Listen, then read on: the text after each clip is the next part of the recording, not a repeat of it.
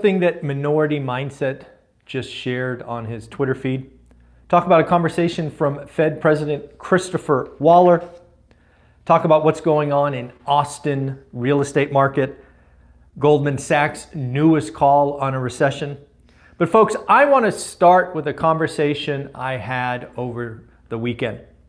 I was communicating with someone who lost a home to the foreclosure crisis of 2008, 9, 10.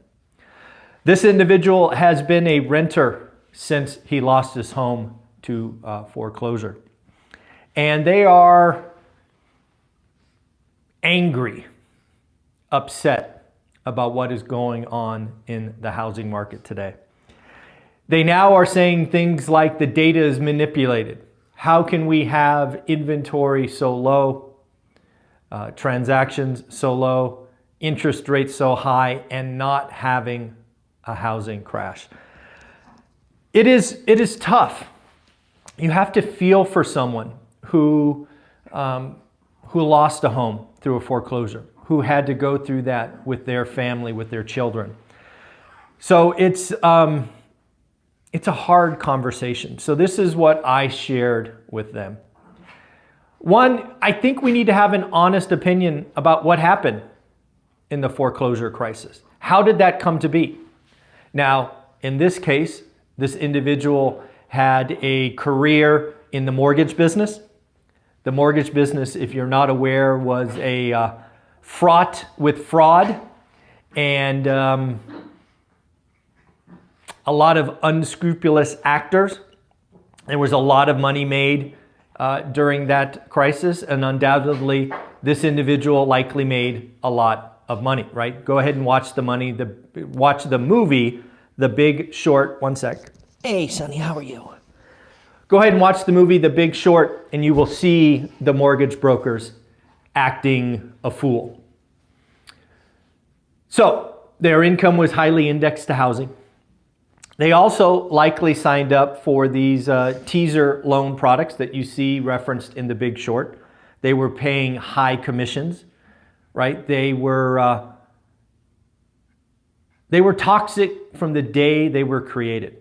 The story was, as The Big Short shared, you'll just refi when the time comes, and obviously that didn't work. So what I had to have a heart-to-heart with this individual and just say, you know what? I think we need to own some of that. You made a choice. You picked a lending product where the payment would adjust significantly in 2 years. You knew that that payment was unaffordable, but you believed you could just refi out. That was the story going on. So again, the lending product, the market at the time, it was unhealthy. So again, I think there's a lot of people that blame the system, that blame this. They don't take personal accountability for their choices last time. But now let's talk about the housing market today, because I think it is really odd that people are still struggling with the fact that the Fed broke the housing market. The Fed broke the housing market. The Fed kept rates too low for too long. It was a mistake. Let me be very clear. It was a mistake. It was wrong. It was an error in judgment. In fact, I'm now on record saying that I think we are going to pay the price for that error for a decade. It doesn't bring me joy to say that. But to look at the data and now run with conspiracy theories that the data aggregators are lying is reaching and unhealthy. If you don't want to buy in this market because you're scared, fine. It doesn't matter. But what is happening today with a broken housing market we've talked about for a year, and I'm sorry you don't understand, or you just are blind to the fact. One, the move-up buyer is out of the market for all intents and purposes. It makes no financial sense to get one extra bedroom to have double the mortgage payment. Again, a move-up buyer is important because they are two transactions. But more importantly, and I want to make this very clear, but more importantly, when you lose the move-up buyer, you lose the inventory for first-time home buyers. And when you lose the inventory for first-time home buyers, You get a very bifurcated market. I would once again ask you to look up what Lance Lambert posted a couple weeks ago on Twitter. He and I spoke about in his playlist, Lance Lambert, the housing market is broken. I would ask you to look at San Jose, California for a great example. In San Jose, California, the luxury market is down nearly 10%. Folks, across the country, luxury is in trouble. It is an optional purchase. That is the key. Luxury is an optional purchase. If you happen to be lucky enough to be shopping for a luxury home, you couldn't have better timing. Unfortunately, most people are shopping for entry-level homes. And unfortunately, it is tough out there because, again, there's no inventory. So back to San Jose, California. San Jose, California is down 10% luxury. What is it doing at entry level? Record high. You may not like it. You may think it's not fair. Sorry, life's not fair. This is the reality of most markets across the country. So again, I'm sorry you had PTSD. I'm sorry you lost your home to foreclosure last time. But remember, take some personal ownership. The loan structure that you signed was toxic the day you bought it. You happen to be in an industry that had significant ups that I'm sure you enjoyed, and then a tremendous down. The market we're in today is very different. You should be able to look up, unless you don't trust Black Knight, and see that 90% of loans are below 6% or something like that. The effective interest rate of all housing is 3.6%. They're fine, but they're not selling. And again, I don't know, it was a hard conversation. You feel for people who lost their homes to foreclosure, who had to move and had to rent. That had to be hard. But that doesn't disqualify personal ownership. And it doesn't give you the right to blame others. Take some personal responsibility. Alrighty, folks, that was a hard conversation to have, but let's get on to some more data. Let's go to Minority Mindset. Minority Mindset on Twitter. I saw it this morning. He said, when bad things happen, assets go on sale. Folks, this is exactly the mindset we need to have, right? Remember Warren Buffett, when the tide goes out, we see who's swimming naked. Don't look at the naked people. Look for the gold and the diamonds and the platinum on the ground. I am. You should. Remember, it's not all about price. Sometimes it's about terms. Recessions, bad times, illiquid billionaires, highly leveraged, the financial engineers, all are going to lose, and they should. That's what happens in the financial system. I agree with Minority Mindset. Get ready. Please get ready. I am not saying buy. I'm saying get ready and look for great deals. Number 2, Fed Governor Christopher Waller is out this morning saying, quote, that was a hell of a good week for data. It's going to allow the central bank some time to see the lag effects. Folks, I think they are making it very clear that a September pause is on the table. But also, let's remember, I think they're going to pause for 18 months. So what does that mean? The Fed cannot and will not signal they are done.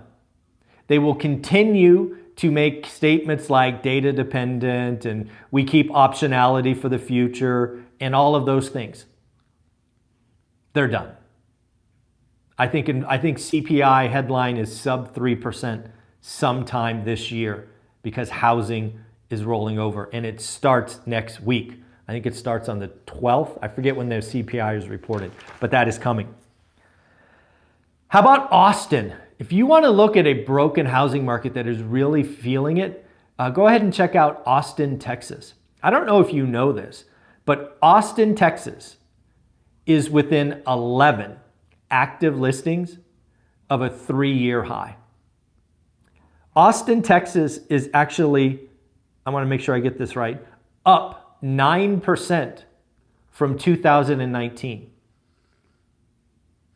What is going on in Austin, Texas? Folks, if you're in Austin, Texas, I want to hear from you. I know there's been a lot of population growth. I know there's been a lot of building. Why are active listings? Are iBuyers exiting the market? Is there an Airbnb bust? Is it boomers selling out? What is going on in Austin? If you are an Austin realtor or broker and you have real data, I would love to talk to you about Austin, Texas, because it is acting very different than most markets. For example, Austin, Texas is up 9% from 2019. Waco, Texas, up 17% from 2019. Now only to be outdone by Lubbock, Texas, up 22%. So as we all know, during the last couple of years, Texas has seen a lot of net migration. Is this just population numbers skewing it? Or is there a lot of people boomeranging? They went to Texas and now they're leaving. Is it high property taxes? I don't know. Let's talk about it. But again, Texas clearly has active inventory growing.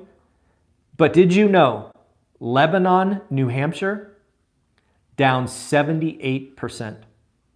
Hartford, Connecticut, down 79%. Folks, think about this. Let's just pretend the number was 100 for easy math. There was 100 active listings in Hartford, Connecticut in 2019. There's 21 today. Wow. Only to be outdone by Peoria, Illinois, down 80%. Folks, just like Austin, Texas, if you happen to be a real estate investor or agent or broker in Peoria, Illinois, I would love to hear from you. What the heck is going on? How can your active listings be down 80% from 2019? Next up, and finally, let's talk about Goldman Sachs. Goldman Sachs is at it again. They have once again adjusted their recession odds. 6 months ago, it was 30%. 3 months ago, it was 25%. Now, 15%. Yes, folks, 15% chance of a recession. And September rate hike is off the table, according to Goldman Sachs. And then finally, let's talk about Redfin. Redfin put out a piece of data saying that home payments are at a record high of $2,649. Payments are up 17.8% from last year. Does this mean we need a housing crash? No, it means transactions fall. Folks, the housing market is based on payments. And if payments are at record high, we should expect less transactions. Oh, by the way, everybody in a home today is sitting pretty because they have an effective interest rate of 3.6%. It is fixed, and their housing cost or shelter cost is fixed. It's these net new transactions. And thus, I believe we are going sub 4 million. When the August numbers are reported in about 2.5 weeks, I think existing home sales will be sub 4 million. There is a cost, there is a price to be paid for 7.5% mortgages. And unfortunately, in the broken housing market, it is not crashing prices. It is crashing transactions. Folks, take care of yourself. Have an amazing day. Like, subscribe, comment. Don't forget to check out my 2 other growing channels, the Daily Financial News and the Best of ORAT. These are channels that are going to take data from this main channel, repurpose 1 video a day. This channel gets 6 or 7, and I'm having a lot of fun. And if you are part of the boot camp, you should have gotten a Zoom invite. We are talking 6 p.m. Thursday for about 1 hour. I want to get settled, get ready to rock and roll. If you can't make it, don't worry. It will be recorded and I will post it on the Teachable platform so you could watch it at your heart's content. Have a wonderful day. Like, subscribe, comment. Be awesome. Take care. Bye-bye.